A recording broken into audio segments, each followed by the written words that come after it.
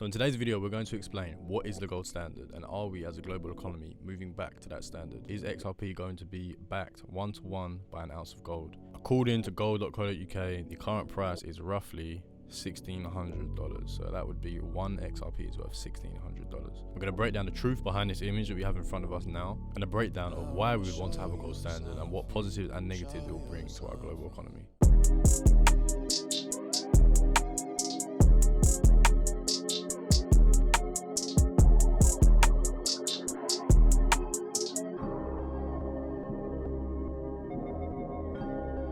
Basically, the best place to start is to explain what is the gold standard. The gold standard is a monetary system, and a monetary system is basically a financial system, and it is where a country's currency or paper money has its value directly linked to the price of gold. The gold standard officially started in 1870 and eventually ended in the 1920s. During those times with banks, you could take your $20 note into the bank and redeem $20 worth of physical gold. This meant that the federal government could not print more money than they could redeem for gold in their bank. So that means they couldn't print out $10 billion if they didn't have $10 billion worth of gold in their bank.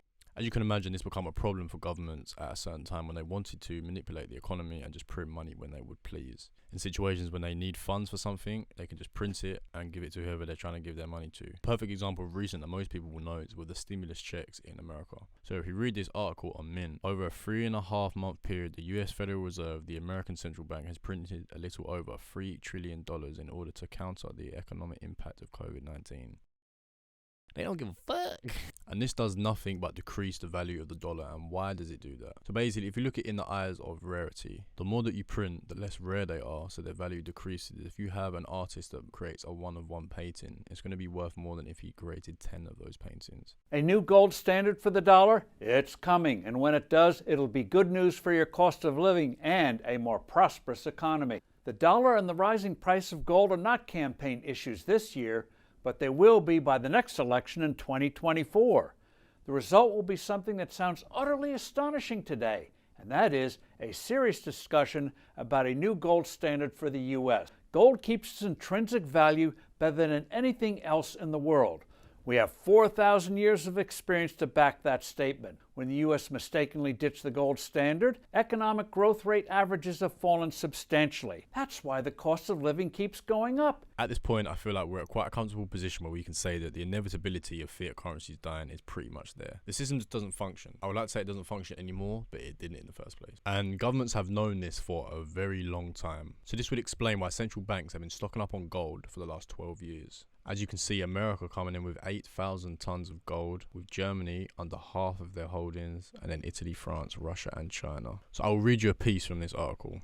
In 2010, global central banks switched from being net sellers of gold to net buyers, amassing more than 30,000 metric tons of the yellow metal. Most of that supply has been amassed since 2010 when central bankers commenced a gold buying spree. And the article goes on to explain how central banks across the world were stocking up a lot of gold during the pandemic. The primary function of central banks is to promote stability and foster economic growth. As currencies become increasingly devalued, banks must ensure their respective economies don't flounder. So some of the reasons why going back to a gold standard would be beneficial for the economy are as follows. To mitigate risk, to hedge against inflation, like our boy Steve Forbes told us in that video that I added in, and to facilitate stability and growth. Following the gold standard, accompanied with the integration of cryptocurrency, is going to be one of the only ways we're going to see fairness in our financial system. As much as governments will always find a way to destroy their economy, having things like this in place will just make it that little bit more difficult. Is gold still a good investment? 100%. It's the same with every other asset class. When things are in high demand and people are buying them, the price goes up. That's how it works. Now the question is, what type of gold should you buy and where should you be buying it from? What you want to buy is called gold bullion. Basically, bullion is a word that is used to describe when a metal like gold or silver is recognized or certified at 99.5% to 99.9% pure of that metal. So gold bullion can come in the form of gold bars and gold coins. Another form of gold, which is jewellery, does not come under the bullion standard, and it doesn't really tend to be used for investment purposes. Not to say jewellery has no value, but for investment purposes, it'd be best to stick to bullion. So then the question is, where do you buy your gold from?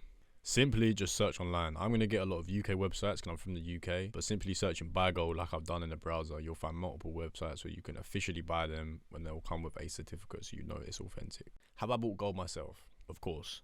And this perfectly links into the next question. How certain am I that we're going back to a gold standard? Obviously, things like this are very hard to tell, and it's very difficult to put a specific number down to something, maybe if we're going to talk about probability. Of course, it's hard to be very sure with big situations like this, but I'd like to say my confidence is quite high with this. The thing is that talks on if the gold standard is going to return have been in the financial conversation since we removed it from our financial system. Over the last 10 years specifically, it's been a hot topic in the mainstream media, and a lot of articles go on to explain how beneficial it'd be to incorporate the gold standard back into our economy. You're going to have the articles here and there which sort of detail how they don't think they could do it or how much of a struggle it would be. All governments know they can achieve this if they install unity into their country or even globally. If the promise is that with the change of the financial system, it will eradicate inflation and other problems that the day-to-day person experiences, I'm sure everyone will be ready to come together and create this new system. What gives us a real indication that this is on its way? It seems like over the last 10 years, governments have been purposefully destroying their economy to incorporate such a system as the gold standard. And you may ask, why did they not do it any earlier? And the thing is that now, when the gold standard gets introduced, it will be accompanied with cryptocurrency. If you know the depths of cryptocurrency, you know when CBDCs will be incorporated into our system, that they will provide deep control for governments. All transactions will be tracked, as cash will be even more limited than it is now. More transactions will be taxed because they'll be on the blockchain,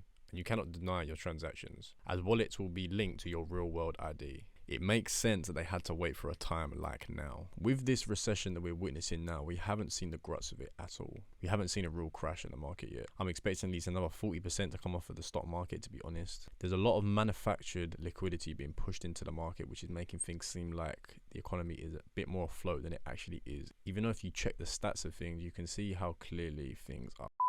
People may think that it's not a smart assumption to believe that we're going back to a gold standard forcefully by the government, when at this point in time they have all the power they like and control to just print money as they please. If they need funds for something, they can just make it out thin air. But you need to think all things are about control, and that's one of government's biggest schemes.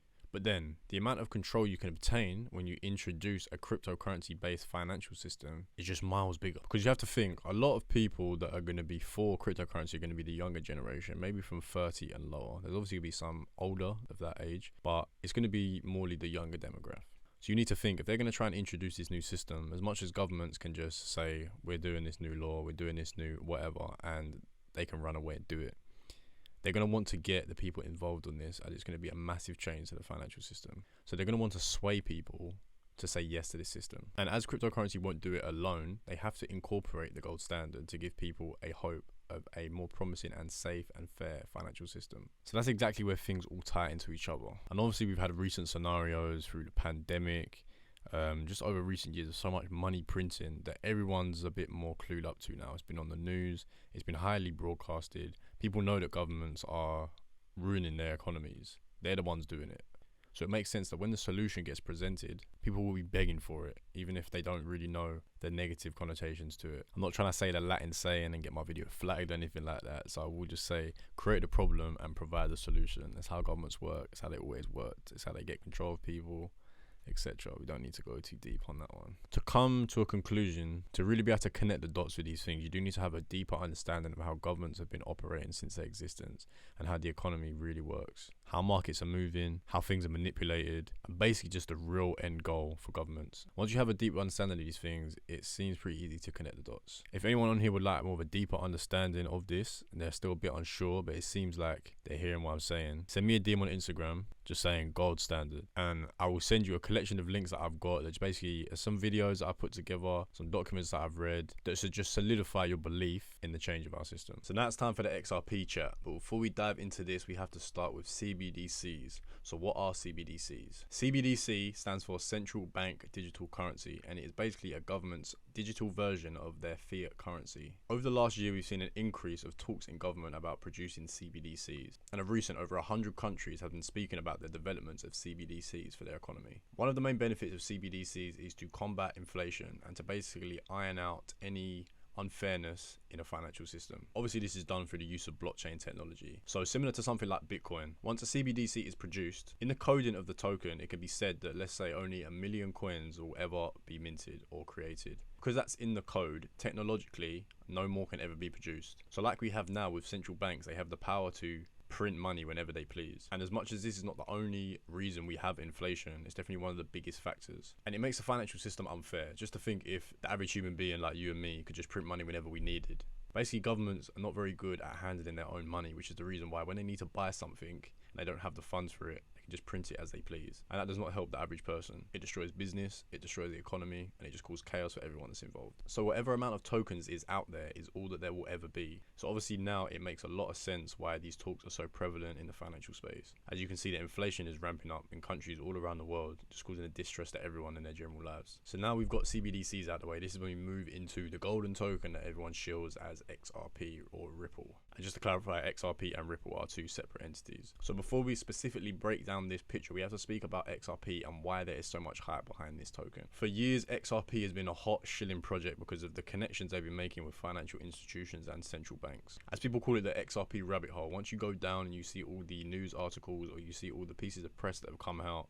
explaining XRP's connection with central banks and other financial structures, it goes to show why there's so much hype and belief in the project. Me personally, things seem very strong. They seem like things are going to go in the way of XRP being used as a token for transactions, maybe for cross-border payments only, and not your day-to-day action of transaction. But on the other hand, it's still very skeptical to me, and I know people feel the same. But we will dive into that a little bit later in the video. Everyone should be familiar with ISO 20022 or ISO 222, whatever you want to call it. This is basically a standardization for communication within financial systems. Basically meaning it's a global way for countries and governments to communicate with each other on a financial standpoint. For example, ISO created things like the financial pairs, or the financial symbols as you may call them, like GBP for Great British Pound, USD for US dollar, and so forth. They created these forms of standardization so globally people knew what everyone else was talking about. The same way for things in trade. So if you've got builders trying to buy nuts and bolts, they're all going to have certain sizes and they're going to be globally standardized so everyone knows what each other buy, and it just makes things a bit more simple for trading. The same with things like planks of wood and any other like building utensils that people need to trade. So just to give you a quick rundown of what is ISO 222. Starting in November 2022, which is next month, the way the Swift community exchanges payment messages will be transformed with ISO 20022. This will unlock huge opportunities for financial institutions such as boosting operational efficiency,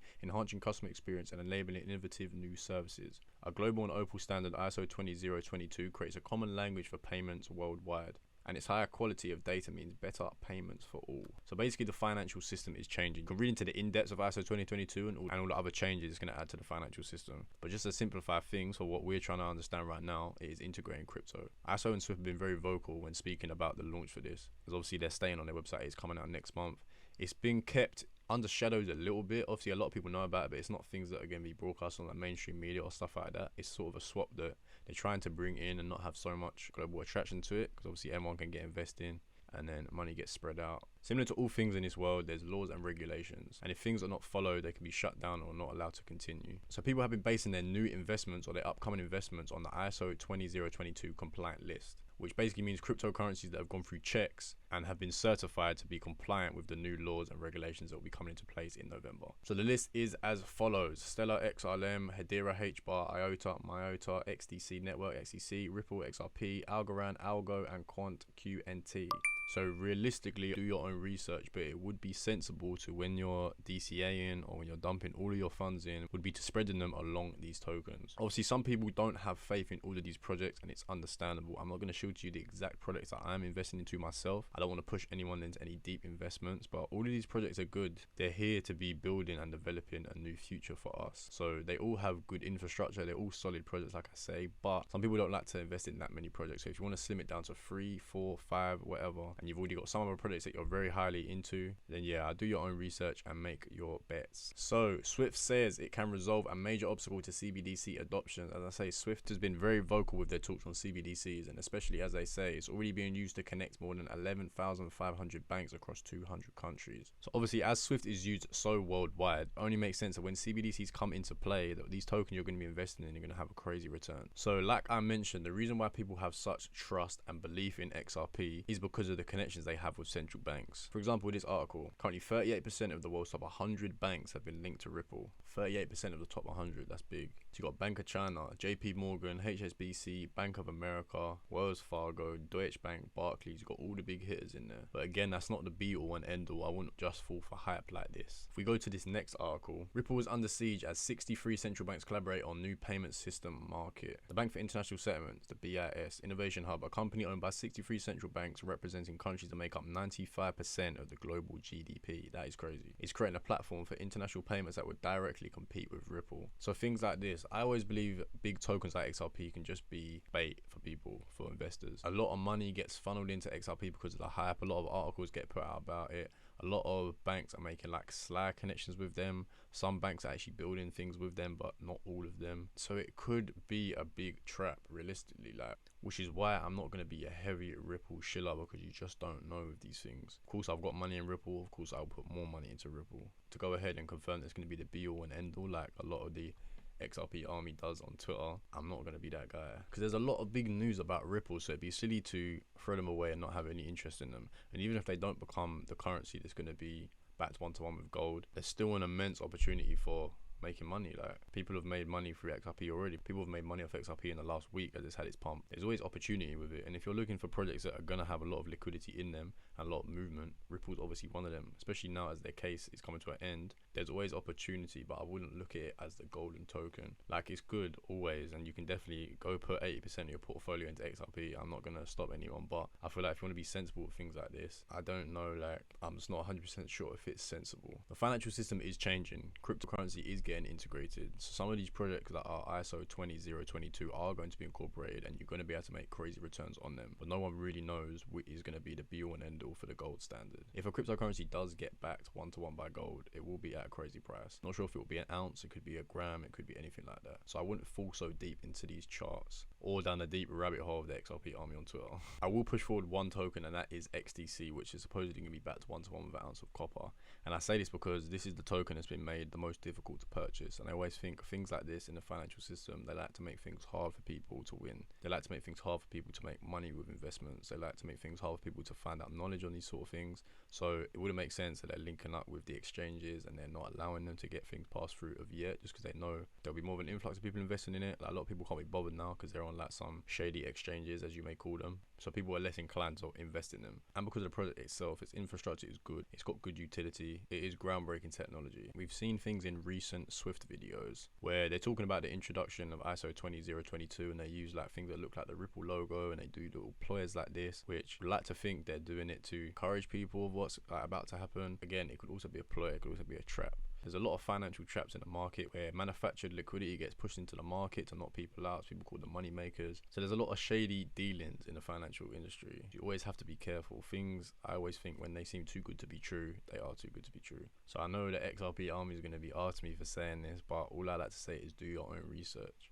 There's millions of articles you can read about this. There's millions of YouTubers that are really shilling this project. There's millions of connections you can read into. You can listen to the team behind Ripple or XRP and see what they're speaking about. You can see what the people from Swift are speaking about and just make your own assumption. Things are so up in the air, as much as things seem so certain, especially with XRP, that you just have to be careful. And like I mentioned at the start, you have to keep in mind that Ripple and XRP are actually two separate entities. As much as Ripple created XRP, if banks are connecting themselves with Ripple, it doesn't mean they're necessarily connecting themselves with XRP. They're separate things. It's like the XRP ledger and the XRP is different. As a conclusion, CBDCs are well on their way to be introduced and integrated into our financial system. The gold standard is also well on its way to be introduced to our new financial system. What tokens that will exactly be used are still up in the air. So I would use this chart to your advantage, but don't fall for it so blindly. To end off our first video on the AuraTraphouse YouTube, if you're interested in making money every single day in the markets by trading cryptocurrency, then make sure to join the treasury, which is run by your boy Ranks. He's chopping the markets every single day and he's bringing the whole community with him. So check the link in the bio for the treasury and come and join us.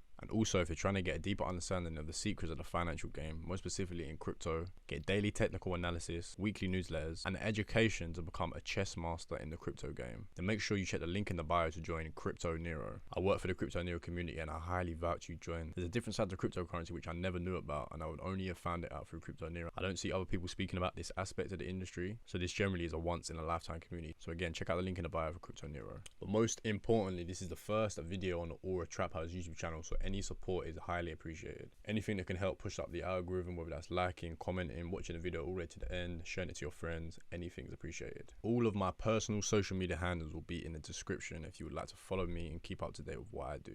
On that note, my name is M, and until next time, peace. They've been telling me that it's my time still. Time still, I'ma fuck out the beat like I'm my will. I'm Michael J. Yeah, taking things slow at a steady pace. 100K from the P and fly out of space.